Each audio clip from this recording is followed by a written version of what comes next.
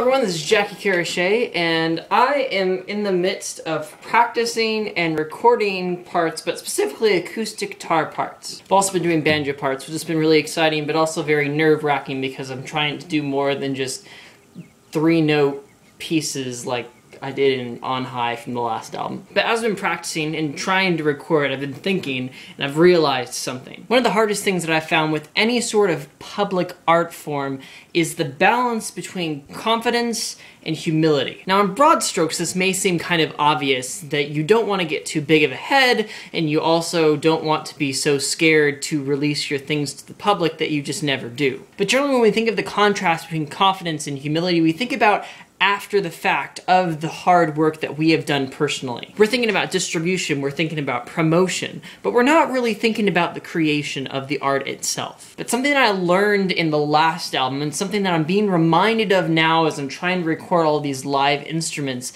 is that there is a very tricky mind game that goes on when you are trying to create something. I think this applies to any sort of public art form, whether it be music or video or a blog or anything that you are taking and making something and then putting out in the public sphere. In the act of creation, you often have two different mindsets that are fighting against each other as to the possibility of what you're doing. There's one side of yourself that's constantly second-guessing what you're doing. It is telling yourself that you can't possibly have the skill to actually get this done. Then there's the other side of you that's saying, not only can I get this done, but I will get this done. And if you lean too heavily on either side, you're on the brink of disaster. If I'm filming a video or recording a part, or in general just doing something creative, if I feel like I can't or I shouldn't be able to do what I'm doing, then part of my mind will actively work against me to make sure that I fail. I've run into this recently with guitar and banjo because I'm used to myself not doing well playing instruments live into a recording from the last album that I did. And so when I start playing a part, my stress level exponentially rises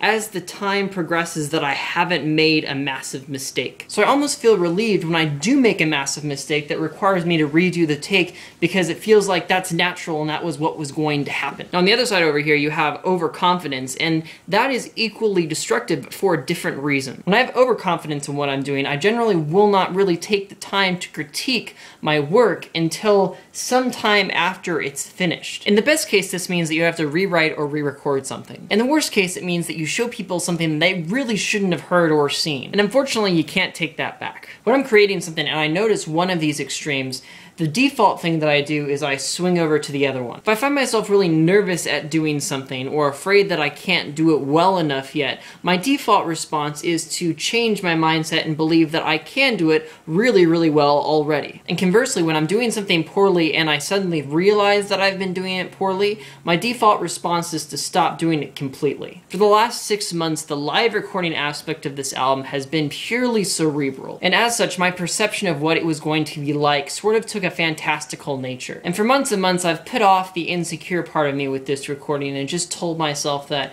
I'll be better at it later and it'll be really easy then. There were a few points last semester though that I did take a shot at recording and I was fully in confidence mode. Unfortunately, I didn't really have time to practice guitar and I lost all of my calluses at that point. So what that turned out meaning is that I spent 20 minutes recording worthless guitar parts. As I've started back in on it again, I think that I've found a compromise that sort of keeps me between these two extremes of overconfidence and extreme insecurity that hopefully might help you as well in your creative endeavors. Number one is that you will likely have to redo things. The overconfident side of me wants to say that I will do a take and it will be done forever. Unfortunately, that means I'm kind of heartbroken when I record something and 2 weeks later realize I'm going to have to record it again. So being aware that I may have to re-record something in the future frees me from the dependence upon having completion on the first try. And that's really what the delusion of overconfidence stems from, is that I need it to be right, so I will see it as right. The second thing that I've decided to keep in the front of my mind is that it will never be perfect. And this deals with the insecure side of me. It's possible that I'll have to redo parts due to imperfections, but it's also possible that the imperfections aren't as massive as they seem to me in the moment. And who knows, maybe that muted note of that slightly over-exaggerated strum will end up benefiting the performance by making it seem more human. In the end, the challenge for amateurs is to walk the line between taking yourself too seriously